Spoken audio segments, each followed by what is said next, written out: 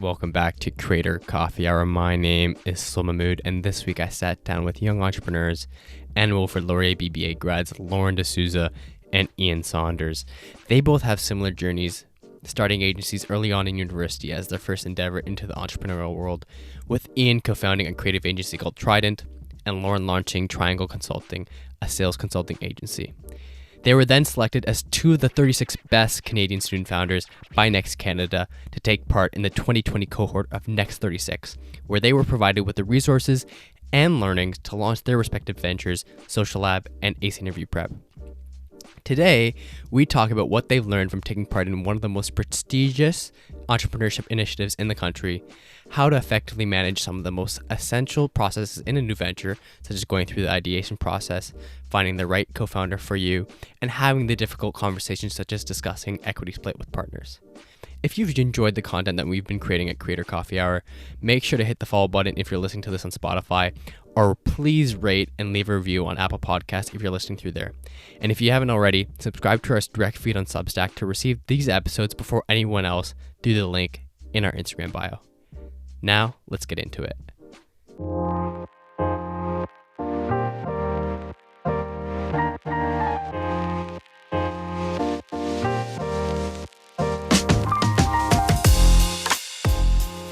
Thank you so much, Ian and Lauren, for coming on. I've been really super excited to have both you guys on because you guys both have very inspirational journeys, and for both of you, you've both left big impacts, especially on Laurier as well. Could you guys just give me a little bit of background about both you guys, what you guys have been working on? I graduated from Laurier last year in the middle of the pandemic, which is kind of funny.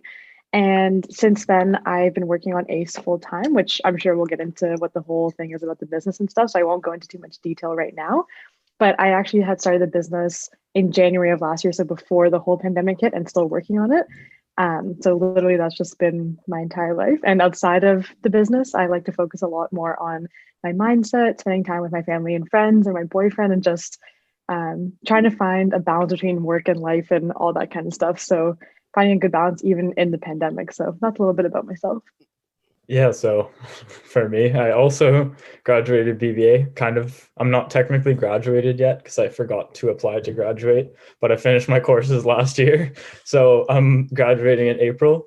I've always been into like the creative marketing, design, all kinds of just ways to find interesting solutions for problems and make things look good. So through all kinds of different mediums, from video to design, all of that. It's always been a passion of mine, and it's carried on throughout pretty much my whole life.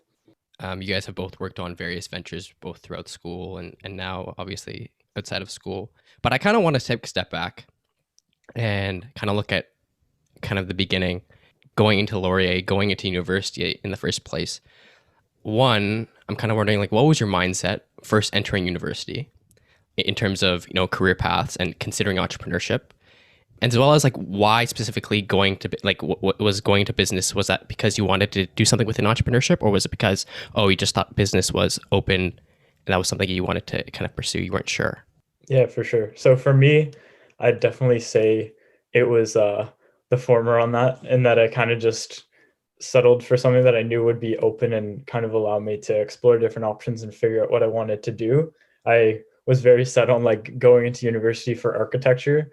And then I realized like you needed this like fat design portfolio. And I had like one thing like a couple months before the applications were due. I was talking to people and they're like, yeah, I got in like on my third or fourth attempt. And I'm like, okay, no. So I just applied to a couple schools for business, got into that, and then just didn't have too much of a mindset going into it, but just knew that like I'd figure something out, and that there were a couple of things within there that I found interesting. Yeah, for myself, my dad is actually an entrepreneur, so he's been running his business for about 29 years now. And it's always been an inspiration to me. So kind of growing up, I kind of knew that I always wanted to be an entrepreneur. I just didn't know in what capacity or what that would even look like. As a kid growing up, it was always walking throughout his warehouse pretending like I ran the business. Meanwhile, obviously him doing the work. So when I entered university, when I was applying to different schools, it was all focused around entrepreneurship. It's just I had no idea what to expect. I didn't know even what to look for. So I think I struck gold at Laurier because they put so much more time and effort and resources into their entrepreneurship programming. But entering university, I was definitely confused. There was no set program, no set plan. I was just thinking, okay, I'm gonna go to university, figure out what I need to do to become an entrepreneur, and throw something at the wall and see if it sticks, basically.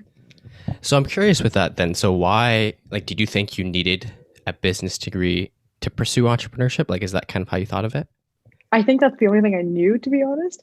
And I wasn't really good with, I didn't really know about computer science in the sense that A, I wasn't that good at it. And B, I never really took a chance on trying it. So to me, it was always just you take a business degree, if you're doing business, as just cut and dry like that. But what I came to realize in university is that the more unique your degree, probably the more interesting you can get with ideas and more creative. So if I were to do it again, I probably would have done a computer science degree or something like that. But at the time, my mindset was you have to do a business degree to be an entrepreneur. I see. Okay, that's interesting. Because at least like what I've kind of grown to understand and to learn is that, a lot of entrepreneurs, I feel like it's definitely more of a mindset more than anything else, right? 100%. And I think, for example, like you, Lauren, like your journey, you deciding that BBA was the right step. It's very different for everyone, I think. It's really interesting, again, when you see like, some individuals who are like, whether it be art history majors or philosophy majors or something totally different, and they use that kind of perspective in a different way. But everyone has their own journey, and it's just really interesting to see. At the end of the day, everyone's kind of educational background has some kind of impact on them moving forward. So then for you, Ian, what was your kind of first exposure to entrepreneurship, even as an option? Yeah, I think there were always like kind of seeds planted that I eventually wanted to do something on my own, but I didn't really get exposed to the opportunity until probably like second year uni-ish. I'd started getting really involved with clubs, and I was doing a lot of design for different people, but all pretty much free. So I was just volunteering my work. But I was starting to recognize like there are opportunities to make money here, and I don't necessarily need to be working for someone else. You guys both know, but one of our friends, Mahad, he's also very creative and very involved with clubs. So we kind of like joined forces and we're like, let's just try and start designing content and branding, all kinds of stuff for like startups in the area. Because we already had a network through like the clubs we'd been involved with, Startup Laurier, and just we've been very involved in the scene. So we had a lot of contacts prior to that. So we just started talking to people and getting some clients that way. And that like early experience of just like working for yourself gave me like a foot in the door. And I was like, okay, yeah, I like this. Like just being able to leverage like your own skills without having to rely on anyone else. It just was a very eye-opening experience that is like right up my alley and what I wanted to do. So with that experience then with Mahad, like would you say it was just kind of your environment that was around you, what other people were doing that kind of inspired you? Because I guess for Lauren growing up, you're around it every single day. That's literally what inspired you early on. But for you, Ian, I guess like it was kind of more that environment around you, the clubs that you were taking part in, and kind of the people that you chose to keep around you then. Yeah, 100%. The environment had such an impact on me because I never really had any exposure to it growing up. Like both my mom is a piano teacher, like she runs her own business that way, but it's not necessarily like I didn't view it as a startup and see like an opportunity to like turn my own skills into something in the same form that she did. But like going into business school, like I started getting a little bit more exposed to it, and I started seeing opportunities that I like would have never thought. Like I wouldn't have even considered starting my own thing as an option. I would have just kind of considered the only thing to be working for somebody until I started like seeing and talking to other people that were starting their own things. And like, okay, it's not that scary. It's not that intimidating. Like it's totally possible for people our age, at any age pretty much, to start something up and just try and see how it goes. So to kind of move a little bit forward, you guys have both talked about previously about not getting into Laurier's co-op program. And this was something that I was thinking about yesterday. What if both you guys did get into co-op?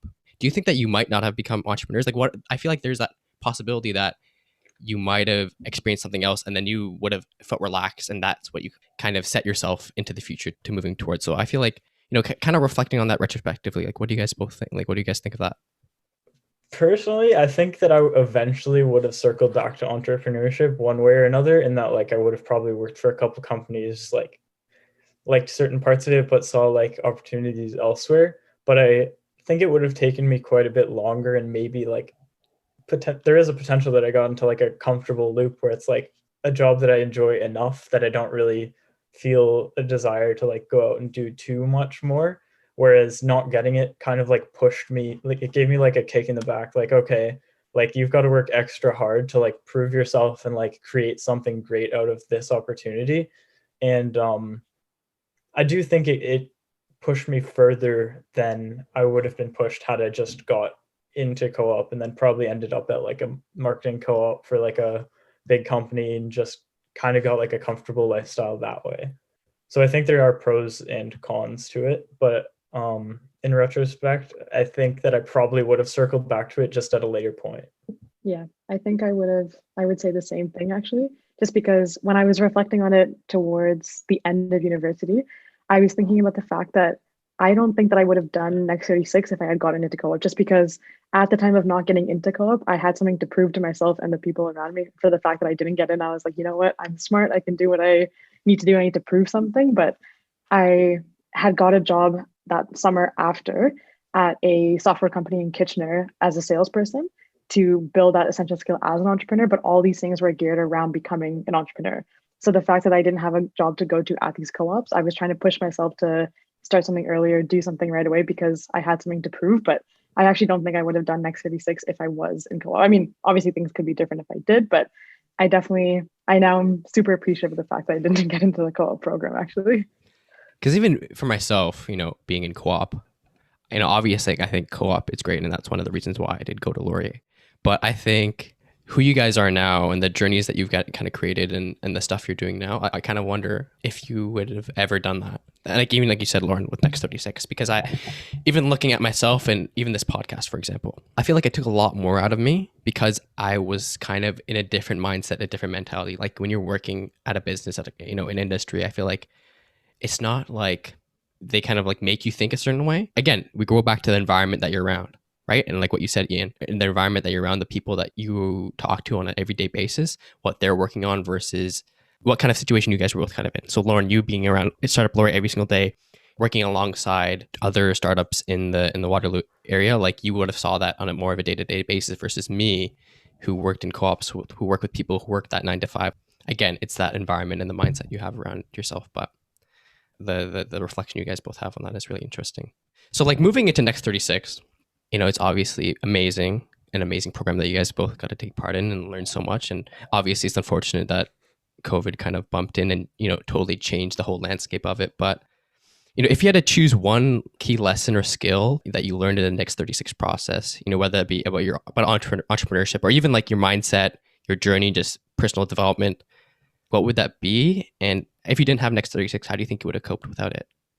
I'd say like the biggest takeaway from me jumps straight into my mind. Lauren can attest to this, but we had a prof, Reza, who was probably the most intense guy I've ever met in my entire life. And we got to briefly meet him in person at like the selection weekend. We had like a couple days where they chose the finalists to make it into the program. And basically he'll just like get up in your face, ask you difficult questions, and rip you apart if you don't give like a answer that's genuine to yourself. Like he doesn't really care that much, like a little bit. If you give a bad answer, he'll rip you apart a little bit, but if you give like a fake answer, he'll rip you apart a lot more. So like if you're trying to just give the answer that you feel would like make people happy or would like kind of like a cop-out answer, he will destroy you, because it's just in entrepreneurship, you have to show conviction in your own thoughts and your own opinions. And like he can read if you're just giving an answer that you think is what people want to hear. So like we had lectures with him every week. And from the first couple weeks, like we're all like terrified of this guy. So we're in like a Zoom. Yeah, we're in like a Zoom lecture with like 70 people. And like he'll just cold call you like, all right, Ian, what's your thought on this? Why did this business go bankrupt? And I'm like, oh my God, I need to know this. So you'd have to just have so much conviction in your thought that like unwavering Confidence almost. Yeah, confidence in what you think. Like in school, I feel like we're almost like prompted to do the opposite in like giving like half answers that like kind of make like anyone happy. Like it could be right in like a bunch of different ways, but in entrepreneurship you have to have like a strong opinion on one thing and just go for it. Like you can't have like a half and half answer, like try and please everyone. Like you have to find what you know and just stick to it. And like that's been drilled so far into my head. Like whenever I get asked questions now, I just like I don't second guess it as much as I used to. How do you think you might have learned this for someone who didn't go through that experience? How would you even be exposed to something like that? Like, how would you know that that's something that you have to include in your mentality and mindset? I think just listening to like podcasts, to videos, reading books from other entrepreneurs who have been through the same situation, and you'll start seeing some trends in like how people come across successful ideas and how people build up successful businesses. In that, like you'll consistently see people that are like told they're wrong, like told that they shouldn't be doing something, but they're so confident that it's a good idea that they push through and keep building at it even when things aren't going well. They just keep going forward. So like I think that if you read enough people's stories, you'll start to see that repetition in like that it is consistent, that you need to believe in something and basically just have like full belief and conviction in what you're doing. Like little side note, you still have to have like a level of self-awareness when things are going wrong, like when to change, not like a complete ignorance and like blinders to the outside world, but like just the ability to continue driving forward on something that you believe in. I think with Ian's example of Reza and how he just cut through all the bullshit and said, like, you need to give me a genuine answer. I think outside of Next36, the way to get that is find somebody who gives no shits basically and will tell you like it is, because a lot of people will always be nice about what you're working on and will never actually push back. So finding somebody who will go ahead and rip your whole thing apart and you'll have to go and prove it to them, because there's literally nothing like that experience when you're being put on the spot all the time and you're sweating the entire time through a 3-hour lecture and you're even on Zoom and you're still that nervous. But I definitely agree with Ian. That was a big learning for us. But I would say one takeaway I had from Next36 was how to think bigger, I would say, because coming out of that program, from the people that you're surrounded by, the case studies that we did, the way that they have you think about building a business takes it from, oh, I'm building the small little business to, oh, I have the ability to build something world class. So it's still intimidating and you see all these people do great things, but they give you the confidence and the kind of, I guess, support or the know-how to think that you can do whatever you put your mind to on a bigger scale, I would say. So coming out of that, everything going forward was, how can we make this bigger? How do I think about this not on such a local level, basically? One thing that I kind of want to go into is, and I think it's probably the biggest thing, I think that people who are, they would call themselves entrepreneurial minded or they want to become entrepreneurs, is ideation. But one thing that I think is that I think sometimes there's a bit of a over reliance on kind of that product fit. People constantly looking for problems that don't have solutions, and then always thinking, oh, I have to be passionate about the solution to be able to do it. And I want to know, for you individually, does the passion come in terms of like the product you're creating or the service you're creating, or is it the process? Because I think it can come from both sides.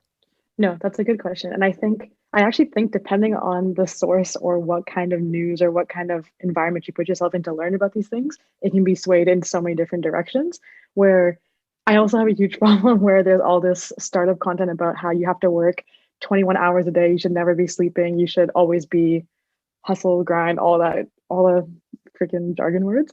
But basically, I think that depending on the source, you learn these different ways of seeing passion.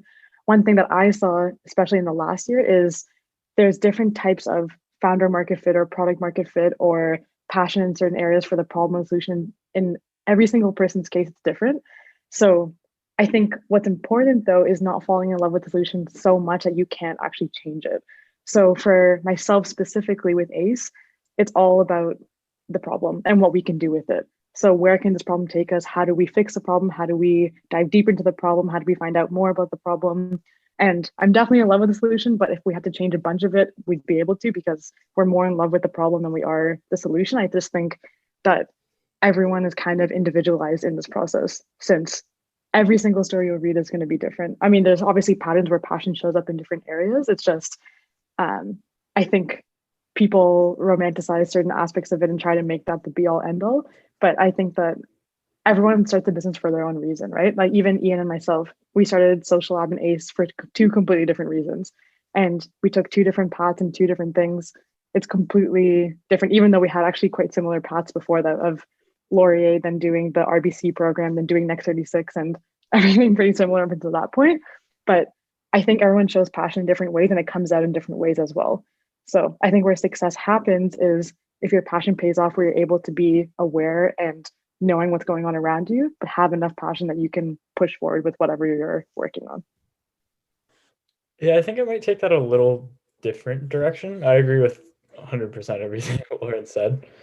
Kind of just like the way that I interpreted the question was like the importance in passion, like if you need it, like how to find it, like all of that. And what I've kind of learned like the hard way over the last year or so is that like as great as passion is, like you can't rely on passion. Like I built my business Social Lab, which was essentially an app to help people develop stronger social skills. I fell in love with the problem. It's something that I dealt with, something that I wanted to help other people do. And I love the process of entrepreneurship. I was passionate about everything.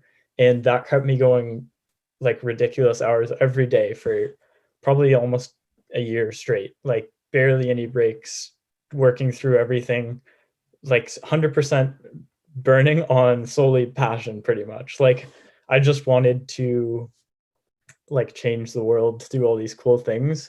But as it started continuing going on, I felt like the passion dwindling a little bit, and it started feeling more like work or like a chore than like this like exciting new project that I was working on. And I got to a point where I couldn't work on it anymore, and it felt like so laborious for me to put in any work into this project because it just became like I didn't build the foundation to continue going when the passion dried up a little bit. So like what I've come to realize is that like discipline is so much more important than passion, because passion comes in waves. Like you're going to have days where you're super motivated, super passionate about doing something, and then the next day maybe you won't be. So you kind of have to build these foundations and systems in order to continue going regardless of the passion, which is like something reflecting back on the program, like the guy I was speaking about earlier, Reza, like he built 3 huge businesses, and he said that he could care less about the ideas. Like he was not passionate at all. He built like a storage business, like some asset management, like just like very dry ideas. Like there was clearly no passion there, but he was just so driven on the idea to basically build big businesses, and that was like what kept him going. So like looking back on that, I feel like he set systems and he set the foundation so that he had a very, very easy path to follow, regardless of like how he was feeling on any certain day. He just knew what he needed to do. So I think that passion should be like a multiplier. Like you should have like a level of discipline, a level of like drive to continue working on something regardless of if your passion is there or not. So I just think that it's important to balance it and not rely completely on an idea that you think is like super close to your heart. I do think that there's, of course, there's good in that, in having something that you want to do, you want to see change in, but also not expecting that feeling to always be there and like relying on that almost. No, that's a very good answer. So there's a quote that I read a couple weeks back, and it's that every successful entrepreneur has copied, even if they don't admit it. You usually just don't notice it because they've taken someone else's idea and tweaked it for a completely different industry. And you see that a lot in terms of how industries evolve. So one example that I kind of think of is like the music industry, right? And even going from CDs, like Napster came in and totally revolutionized everything. But the way they went about it was, it was on the line, right? And they suffered a lot of repercussions because of that, and then they went out of business. And then Spotify took that entire idea, twisted it a little bit, made it legal, and look at them now, they're dominating the kind of industry, right? So I think there's a concept, especially with young entrepreneurs, that going back to what I said, they always have to kind of find a solution for a problem that no one else has come up with yet. Whereas really like you can find blue oceans kind of everywhere. And you can kind of pick an industry and be like, this is kind of like this industry might be still in the kind of the 1980s, and I can come in and kind of revolutionize and tweak things a little bit to make an improvement and lead that forward. So to kind of build off of that point, do you think that like young entrepreneurs just need to get started with that process? You know, if they think that being an entrepreneur is something that they want, they just have to find something and kind of attack it versus continually going through the ideation process and trying to find something perfect? So do you mean that they should try and find an idea where that's absolutely never, ever been done before and go ahead with that and not start until they find that? Or should they go with their problem and try and keep iterating until they find some version that's going to work that's different in the market? So what I'm kind of saying is that, like, for example, with you, right, Lauren, like your first experience was a sales consulting business, right? There are a million sales consulting businesses, but I think that competition is actually healthy because it goes to show you that you can create a niche for yourself within that field. Versus some people might look at competition and be like, oh, that's bad. I'm not going to ever be able to get into that. So what's the kind of balance between that? Between like just starting and just going into something, going into being an entrepreneur, or versus continually having to find something that there's no, going back to what I said, that there's no solution for? Oh, I see. No, I think that's actually a really good question because I actually think one of the hardest things for people is to actually get started because it actually is quite nerve-wracking saying, all right, I'm going ahead and I'm actually going to go and do something with this. But even with Triangle, so I wouldn't call that a startup. It was obviously nothing new, nothing exciting. It was just sales consulting. But it being a small business, when I had decided to go and do it, I had to figure out, okay, how am I going to create that competitive advantage? And obviously there's tons of sales consulting companies out there for small businesses, for big businesses, everything you could possibly imagine. But I decided to actually still go through with it because I thought that I could provide a unique service in terms of my own ideas and my own creativity. And I said, let me just forget about all the competition because I'm not really trying to go huge with this, where I'm literally just trying to get, let's say, like 5 contracts and work on it. And I just had to figure out a unique thing that would cater to a certain group of people. So it started off with personal contacts, and then it moved towards how do I cater towards small businesses with their sales strategies, and how do I make it exactly fit for them. And so then I found a small little niche in small businesses that were trying to do sales strategies where they didn't want to hire a full agency or have a full team of consultants, but they wanted someone who could just be more of a contractor and help them on the side. And so I literally just branded myself into that kind of area. And I found it really worked. So I think you have to find, I mean, every company has to have some sort of unique differentiator that can allow them to perform well in a market. Meaning you can't just take someone else's company, copy it, and then do everything the exact same because you're just imitating something. But you can take it and adapt it to the way that you think it should be done or in a different way. Because even with ACE, interview prep is not something new. We're just doing it in a way that's a little bit different. So the whole fact that the feedback given is AI generated or automated, and we can scale much better that way, we've tried to do it in a whole different aspect. So I think it's a combination of trying to find, so you start with your problem, you see what's out there, but you also keep iterating and talking to people because the only way you'll find out how to do something different is by talking to the potential customers that you'll have. So you'll find little gaps where other companies don't really hit that mark, or you'll find little things where there's an opportunity to be fixed there. So, and I mean, also, if there was no competition, how would Apple Music, Spotify, all these different players be in the same market? It has to be a thing. But I do think that starting is actually the hardest part because of things like competition where people say, oh, they have so much more money and team and resources committed to this. But if you actually just go out there, keep iterating by talking to people and seeing where those little gaps and little crevices where things aren't really fully met, you can 100% come up with an idea that will actually work. Yeah, I'd agree 100%. Like when I was first going to business school, we had like our new venture projects and was like thinking of ideas, and I'd like search out like, I don't know, automatic hair dryer or some whatever. And if I see one result, I'm like, oh, it's taken. Yes, I can't do that. But like looking back, competition can actually be seen as like a good thing because there is clearly demand for a product or for a service in that space. The biggest thing is just like, how well is that need being met by the current options? So like, say, I don't know, you're in Waterloo and you want a cactus. That's like your problem. There's one cactus shop. You go check it out. If everyone's like happy with their service and like it's all good, then maybe not a area that you should try entering. But if you like go and people are constantly complaining like, oh, their selection sucks, there's no cactuses ever, they're out of stock, then you can think like, okay, maybe there's some room for another cactus shop or just something along those lines. In that, like, just because it's being done doesn't mean it's being done well, and there's not space for it to be done better. So that's kind of how I view competition now. Another point, just kind of looping back to your idea of like, should you wait for the right idea, or like, should you just start? Like, if I could go back to the beginning of university, even high school, and give myself any advice, I'd say like, just start. Like, do something and commit to it. Like, I don't care if it's like making music, I don't care if it's like designing t-shirts, do it every single day. Like, just stick to it and just continue getting better at something in the space of like creativity and like selling. Like, if you can just start working on anything, like if you want to get involved in entrepreneurship, like start like mowing lawns for people in your neighborhood, start power washing, like just do something and commit to it. And there's so much that you can learn from it just by committing and like sticking with something. Because the hardest part realistically is just like, when things get bad, like, can you continue through it?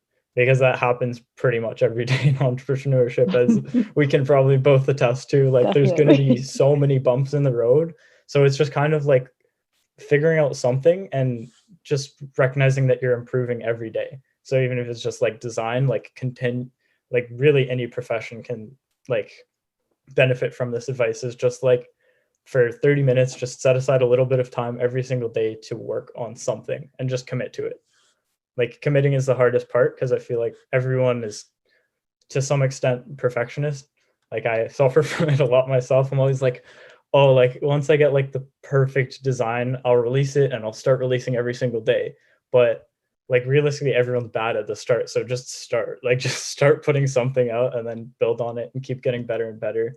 And eventually it'll be good, and you can look back at where you started. Now, I'm just going to add on to Ian's point of, like, for his example with the cactus shop, for example, of how, let's say everyone loves their service, loves everything that they do. Great companies have been built off of doing something that's hard to imitate, like customer service or something extra that they add, not just the product and service that they offer. So even if you think about this whole trend of cosmetic companies adding stickers into their gift boxes, or the box that they give when you order something, Glossier has done this unbelievably well. So they had great packaging, which is similar to the other brands, but they've done it in a way where they actually took makeup and made it more supportive and encouraging of women, where other brands are saying, oh, you have to look like this model, you have to look like this. Mm-hmm. So they really didn't reinvent the wheel on makeup. They just changed the process of how they talk to their customers. They added these little stickers that people started absolutely loving. They started repping them on their phones and laptops. And now they're literally one of the biggest makeup brands. It's just, there's so many little things that you can do to become competitive advantage, or gain that competitive advantage. And I think a lot of people just see it as, we have to have the better product or the better service. And obviously you have to have a good product, but there's so many things that are hard to imitate that you can implement within your company that can set you so much farther apart than anybody else, I think. Yeah, I completely agree with that. And I also really liked Ian's point of just commitment. One, commitment, and then continuously pivoting. No real business is coming specifically to mind, but I'm sure there are a lot of examples of this. But one, you see this a lot in content creation. And this is a very random example, but KSI. This guy started creating content that was just FIFA related, but then he constantly kept pivoting to what he liked, kept pivoting to what he wanted to move into, and his audience grew with him, and he was able to continuously sell with them. So he went from FIFA videos to comedy videos to producing music, creating music, and having like TV shows. One, he committed, but he just continuously pivoted based on his audience and what he wanted to do and what he thought was best for his brand, right? And obviously this is more of a personal branding content kind of perspective, but again, that just goes back to it's the same thing. Building a business, it's building his own personal brand as a business, right? And one, just committing and continuously pivoting until you create something successful, right? So, and Ian, you kind of touched on this. Like, I kind of want to go back to how your perspectives have kind of changed since you started your first businesses, right? So Ian, when you started with Trident, to your social lab experience, and how your perspective changed and thoughts have changed in terms of entrepreneurship as a whole. And then for you, Lauren, the sales consultancy to now Ace, right? What would you say is your biggest takeaway or, key perspective change, I guess you could say? That's a good one. Maybe Ian can go first. That is a very good question.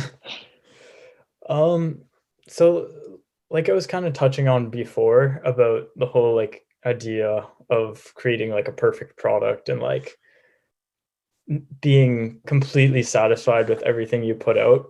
Like that was very much kind of hindering the growth and like of both myself and of the business, because like with Trident, as he mentioned, that was the creative agency that I started with my friend Mahad.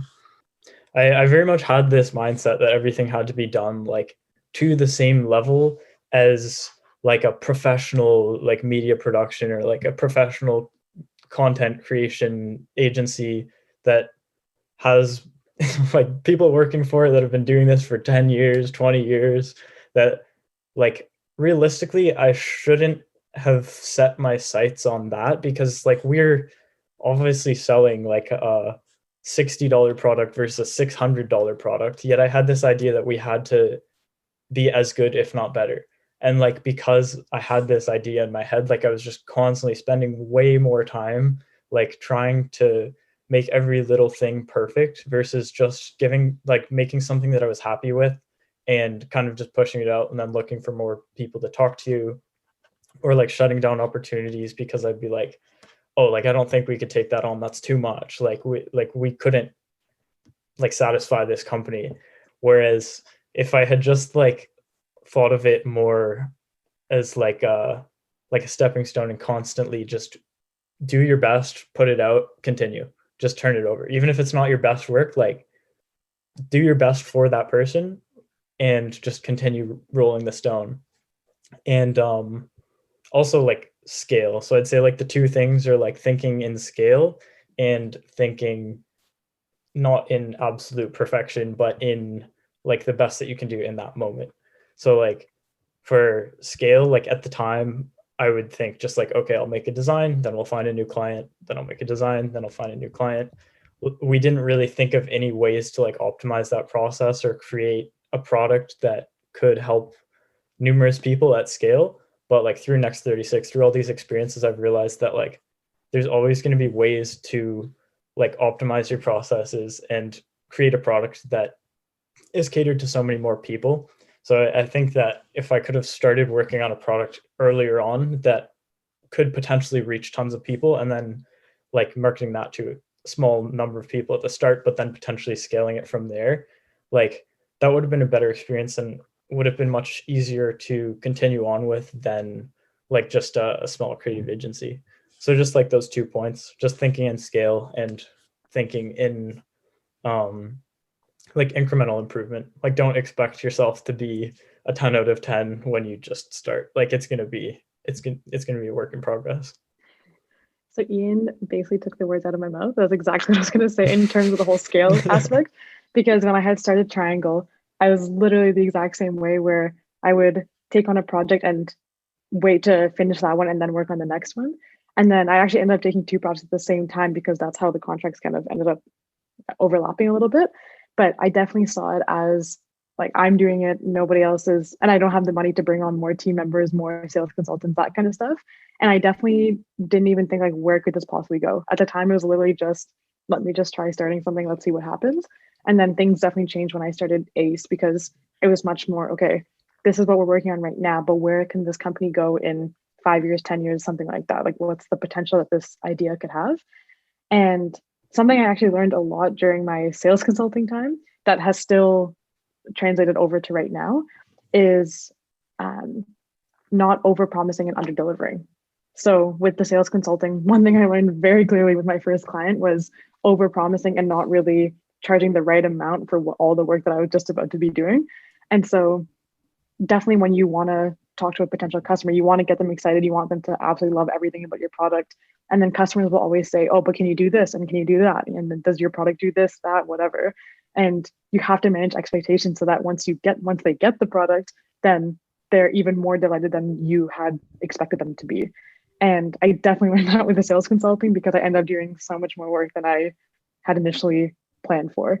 But my main thing was going to be what Ian had said. So he had said it very well. I want to talk about, knowing when to take a step back for you, Ian, with Social Lab, and even just in general, knowing when to take a step back and pivoting and trying something new.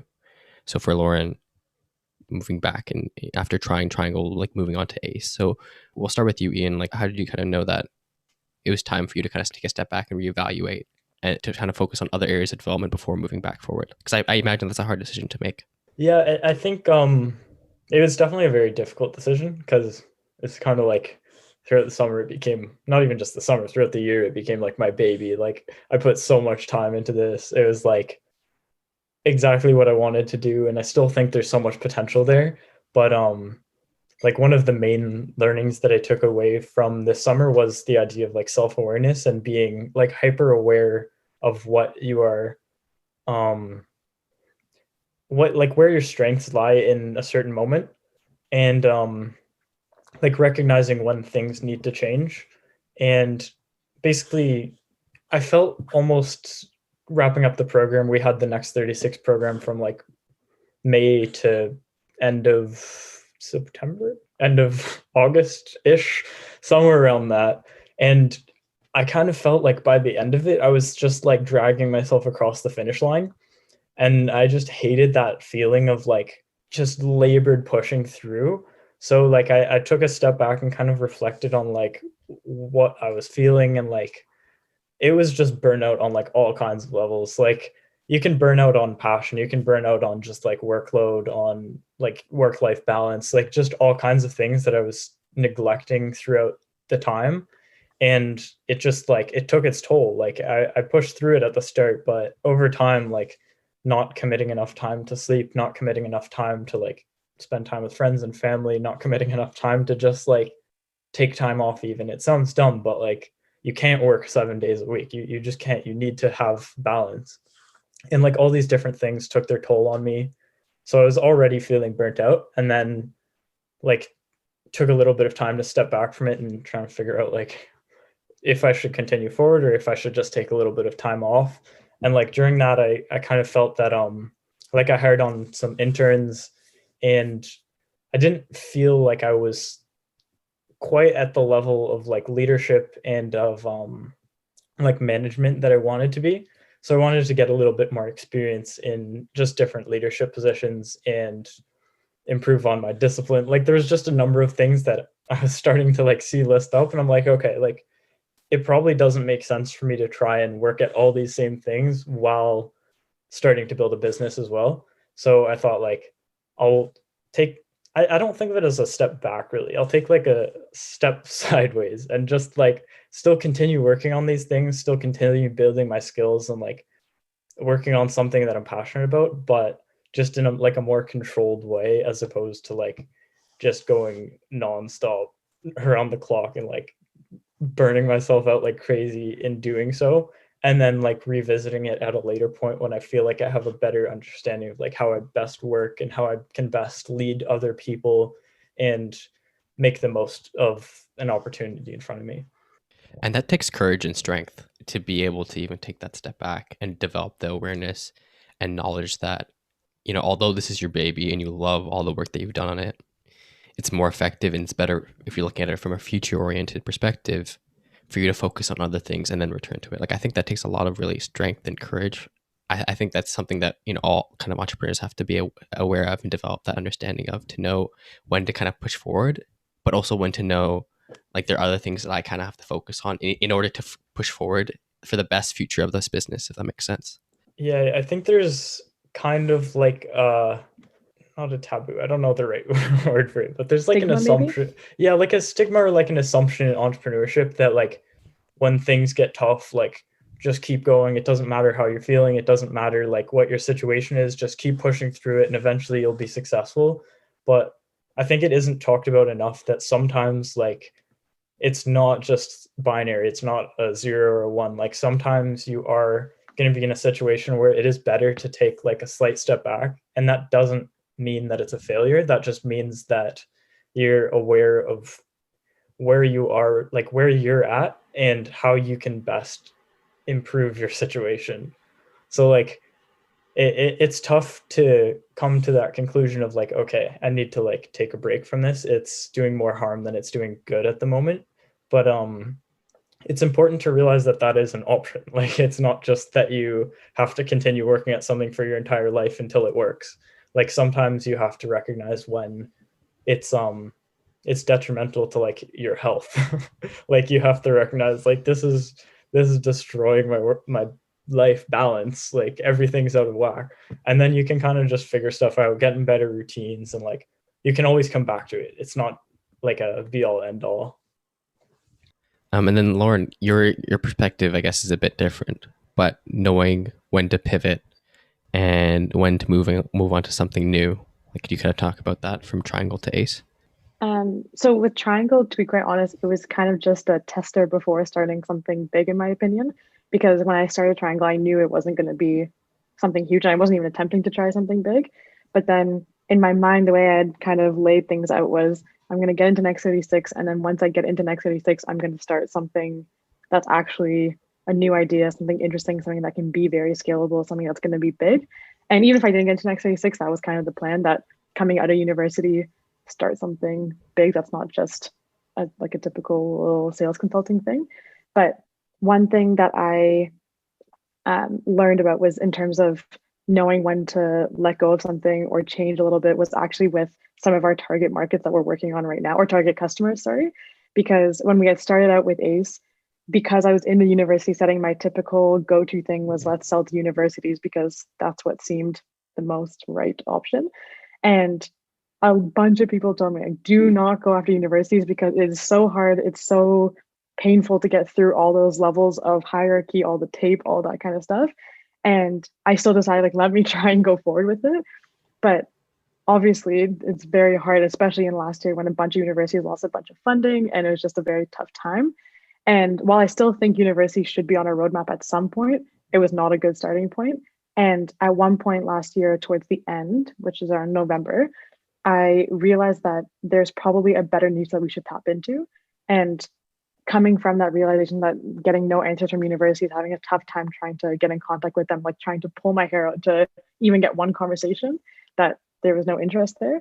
And then we pivoted towards going after coding boot camps. So that had a lot more interest. That actually makes a lot more sense for what we're trying to do.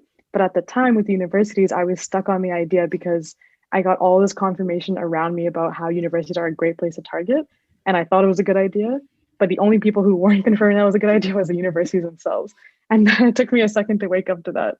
But that's some of the reflection I've had in terms of changing. So a little bit different than Ian's, obviously. But even with Ace, when we do fully launch, I think it's really important to be aware of if things aren't going well, how do we know when to, like, do we take a step back and reevaluate and figure out what the heck to do next? Or do we push forward with new ideas? Because you don't want to waste all this time where things are kind of going down the drain. You're throwing more resources, more things at it where it's not going to work. So I think being extremely aware is very important, like you had just mentioned. And then one thing that I guess I'm really excited to kind of dig into is once you've kind of went through the ideation process, you've figured out what you want to do. I think having a co-founder, right, is so important because it's that other person to drive you forward. And again, especially when we're young, it's hard to have that compete circle and be able to do everything in the business, right? And I think for us, BBA backgrounds, again, when you have a technical product, you inherently need someone with a technical background. And I guess we can start, with Lauren first. I can imagine there are lots of difficulties going through that process. Right? So one, how did you even start off? What was the process that you kind of created? And then let's talk about kind of the difficulties you had and what you would do differently if you're starting off again to find a co-founder. Yeah, so the reason I was laughing is because I definitely had a bit of an obstacle last year when I was starting out, and I learned a lot along the way. So when I had gotten to Next36, it was December of 2019, and I had come up with the idea. When I went to the selection weekend and before we all got chosen, people either come in with an idea, with a co-founding team and an idea, or just by themselves with no idea. And I had no idea at the time, and I was just going in as a founder by myself.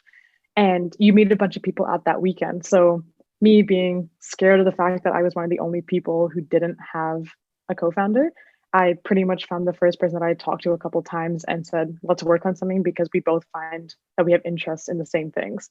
And that was definitely a mistake because I didn't do my due diligence and I didn't figure out how we would actually go through with this whole thing, because finding a co-founder is pretty much like entering into a marriage, because it's literally raising this baby and going through all the ups and downs. And if you're trying to build a big company and go long term, you need somebody who's going to be there long term.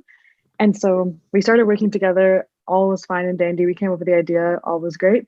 And then March, when everything shut down, literally the day after, my co-founder had called me and said, sorry, like I can't do this anymore, because with the pandemic coming on and everything like that, she had faced a little bit of a financial situation. So obviously you can't blame her for that. But if I had done my due diligence back in December, I probably would have been able to understand what was going on. And even at the time, we just weren't, it wasn't the best partnership possible. I think I was just nervous of going it on my own, and I don't have technical experience. So I would have no idea how to build this AI product.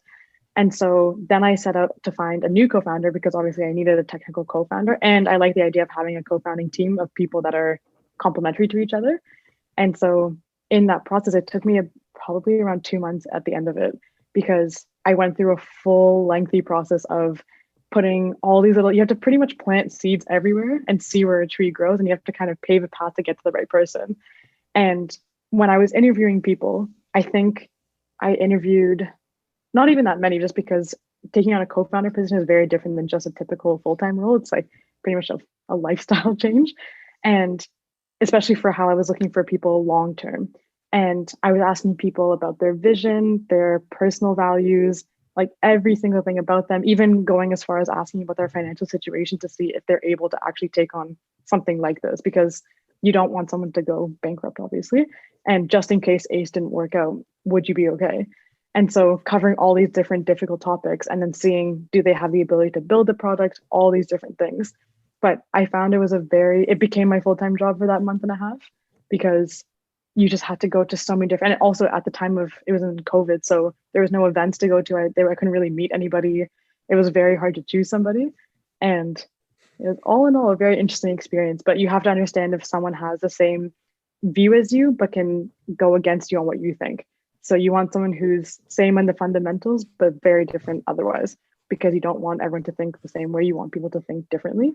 And so, yeah, it was definitely a big learning experience and understanding how important team actually is to building a great company. And then if you could give one key takeaway for someone going through that process now, like what would that be and why? I would say don't do it too quickly, because it takes time, and it can be, for me, it was nerve-wracking at the time, because I was I couldn't make progress on the company without having a technical co-founder. And I didn't want to outsource the building of my platform because I don't have technical experience, and I didn't want someone to build it. And I don't even know. I just wanted to be in-house and be done within our company. But if I had sped through the process like I did the first time, I probably wouldn't have chosen somebody that would have been a good fit. And it's 100% worth the time it takes to find somebody, but you do need to take all the due diligence, all the steps necessary to figure out if it's a good fit or not. So definitely do not speed through, because it can be tempting to do so, but highly not recommended. And I think from like the experiences and stories I've heard is people might not think it's as important as your product, but I think it's as important. It's more important, actually. Yeah, more important, right? But sometimes people think of it the other way around. Like they're like, oh, I think people spend a lot more time and process on thinking of going through the ideation process rather than the co-founder process. Yeah, that was probably one of my most important decisions in the past year, I would say, because it's shaped everything about the company. It also shapes the other people that you bring on after that. It shapes the product. It shapes the way that we conduct ourselves within this team. It is literally the most important decision, in my opinion, that's been made so far. Like equity split in general, when is this discussed? And what are the biggest difficulties in terms of kind of hashing that process out? Because even from outside looking in, my one friend who works in banking, this is, again, it's, when you're working on deals, it's a big conversation, and usually there's a lot of ownership, especially when you come with the idea yourself. So how did you kind of hash this out, and where in the process would you say you discussed this? I put in place like very strict foundations to how I was going to go about choosing a co-founder. And it literally turned into dating. I went through all these forums, emailing, all kind, cold emailing, trying to get warm recommendations. try and set me up with like a co-founder. Like just it turned into like a whole process. We'd have like a phone call, see if we'd get along, like kind of, then go for coffee and then go for drinks. And it was like like literally a process of like getting to know, like, not just will I get along with this person as a co-founder, but will I just get along with this person as a friend? Because you're going to be spending all the time with them. So you have to be like comfortable in terms of like your personality balance and like, is this somebody that I want to be spending that much time with? So along this process, like, I think like the second coffee chat or something, we would just talk a little bit about like future equity split and what they would be comfortable with. I kind of went in with an idea that like I wanted an equal partnership, like 51-49, and just to resolve like down the line if there was things that I'd been working on it for a year prior. So I had like that 1% final decision. And I think like the best you can do is a pretty equal split, because it doesn't create like weird like cognitive dissonance around whether like, oh, like I only have 30% of the business, I don't need to put that much time into it, like I don't need to like put as much time as they are. Like it's just when it becomes an equal partnership, I feel like it's easier to know like both of your roles and your responsibilities within it. So I think as soon as you feel like there's a potential that you could see something long term with somebody, like talk about it as soon as possible. I think that's kind of how I viewed it. I agree. I was actually the same way, because I also thought that when it came time to discuss the equity split, you could see a lot about someone's character and the way that they view working on something like this, because obviously equity split is talking about future equity and how that converts down the line. It's in the first year. If you really think about it, it kind of means nothing, because you're just working on the business, trying to launch it. But it definitely brings out an interesting side to people, because in the interview process, I was actually quite keen on one of the candidates, and I had talked about the equity split as part of my my 4-part interview series, and it brought out a whole different side to this person, and I saw a very different aspect to what they were trying to present to me outside of it, and that actually made me decide to not go with them. And so I think it's a very important part of the process, especially because I'm in the I'm in the view that you should keep it as equal as possible, because without my co-founder, the business wouldn't be here, and without me, the business wouldn't be here. So it's not that my work is better than his or whatever it may be. It's very much we are a team, we're equal, we come together as one solid unit. That's how the equity should represent itself. But agreed with Ian. It was very much one of the first things, not the first thing we talked about, because I want to get to know the person first and actually see their potential in this relationship. But I think you can tell so much from somebody from the way that they talk about equity. And if they're, let's say, if they end up taking 45%, let's say, if they say like, oh, do you think I'm not worth that much? Or like, I need 55% to be able to do something like this, then you see some cracks in what's going on there, and you get to see their true intention, their motives, and why they're actually doing the company. Because for myself, I didn't want somebody who was just going to come in, build the product, and get out. I wanted somebody who is going to be part of like the actual leadership of the company, build the product, have thought leadership in the product itself, and see a long term with this. So that question is super important in my opinion. But for me, it's always equal, because there's 2 equal parts to this co-founder relationship, or 3, 4, however many co-founders you have. So as equal as possible, in my opinion. A lot of our thoughts are downstream. Like everything that we think of, I feel like it comes from something else, whether it be a book and any content that you're consuming that has an impact on what you're thinking and the thoughts that you have and what you put out onto paper yourself. What content are you guys consuming at the moment that continues to inspire you? And maybe if you can name one book, one inspirational leader, and then maybe one of your favorite quotes. So one of the best books that I've definitely read so far is called The Monk Who Sold His Ferrari. And it's the story, if you guys haven't heard about it, it's the story basically of this hotshot lawyer who has everything, where he has the money, he has the cars, he has the lifestyle. Like from the outside, it looks like he has the perfect life. And one day in the courtroom, he has a heart attack, and he just about survives, and he kind of takes a reflection on his life when that thing happens, and he realizes that he doesn't really have the people around him anymore. He kind of gave up everything to have this huge life, and he decides to drop everything, sell his Ferrari, and become a monk, and learn all these practices of how monks live. And the whole story is actually just learnings and lessons of monks and how they live, and then translate it into everyday life, I guess. And it's awesome because you get so inspired by how you can live such a great life and be so content and do the things that really matter to you, but find a good balance. So that's the book I would recommend. I actually want to reread it because it was so inspiring and could not even put the book down. Another source of content that I really have been enjoying lately is this podcast called The Revisionaries by Michelle Romanow. It's on Audible, I think, but it's awesome. She talks about all these different entrepreneurs who had interesting stories where they had to switch something up, or it's just not your typical story. And people who are called revisionaries because they have to keep changing their vision and changing things, and it's just not your typical like one shot wonder and done type of thing. But it's really interesting because there's all these different learnings and lessons in that as well. So you learn different things about business, and she tries to cover mistakes that people have made so that you don't run into it as you're listening as an entrepreneur. And then a quote I like to live by. Actually, this is more of a formula that I like to live by, and I learned it from my dad because he is huge on mindset as well. And this formula is called event plus reaction equals outcome. I talk about it literally all the time.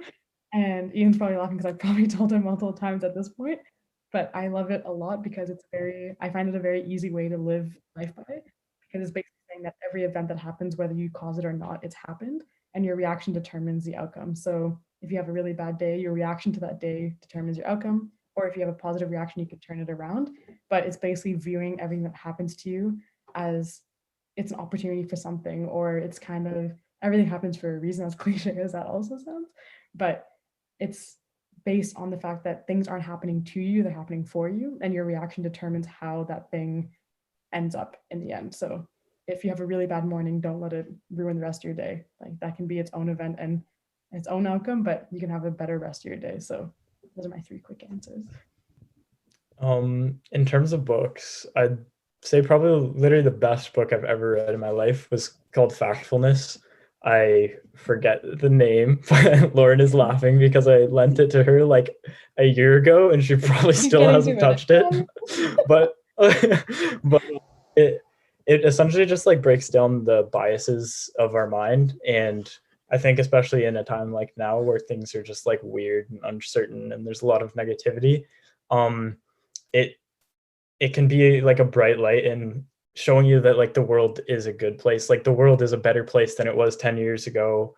And that a lot of like the things that we see as like horrible or really bad are actually not as bad as they're made out to be, as well as kind of just like teaching you almost like a framework as to how you can like navigate your brain, like literally just things like spotlight effect, like when something's in your like when you constantly see something, you view that as more important than other things, just like little things that you wouldn't ever think about, but impact your day-to-day life and can help you navigate just everything you do basically.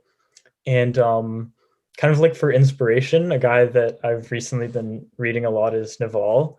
This guy's Twitter is ridiculous. Like every single tweet he puts out just like shakes my world. I'm like, what? Like he has threads about like how to just live life better. And like it's every single tweet is just like ridiculously motivational and like teaches you so much. So there's actually like I pinned a tweet that has like his reading list. So I've just been going through that. And another one like Meditations by Marcus Aurelius. It's this like entrepreneur philosopher from literally like hundreds of years ago, but so much of his work has been like crafted and just changed into a lot of basically what I follow in life. So I'm working my way through that. And yeah, for a quote, probably say live, laugh, love. No, I'm joking. Oh God, I was gonna say. I can't really think of one, but like I don't even know who it's by, but just like the words, like always the student, never the master. Like there's something you can learn from everyone, like any conversation you go into, even if it's like a 4-year-old or like a random construction worker, like there's always something that you can take away, and just always having like a mindset that there's more to learn and that you're never like stagnant. That's kind of just something I follow. I think it's a requirement for everyone. to listen to Naval's podcast with Tim Ferriss, both of them. Listen to Naval's podcast with Joe Rogan and listen to Naval's podcast with Shane Parrish, because he will blow your mind. The perspective that he provides is absolutely amazing. And I don't know if you've tuned into any of his content, Lauren, but he is quite amazing. Honestly, like he has totally like rocked my world ever since listening to his first podcast on Joe Rogan. And I think whether you're an entrepreneur or, you know, you're a young student or you're, you know, even if you're working like a regular job, like there are things that he says that you can just resonate with and take and implement into your day-to-day life. And I think it can really change you. He's insanely great. So moving forward, like obviously you guys are both working together now on ACE. What have you got planned for the rest of 2021? Yeah, so we're actually launching this year, which is exciting. So our launch is coming in May. Ian is the god of all god on designs. So right now we have Ian on all the designs, all the creative side stuff. And then we have a co-op student helping us with the back end, and then 2 interns as well helping us with the back end, front end, that kind of stuff. So right now it's all hands on deck, product development, the entire loop, just all the time on that kind of thing.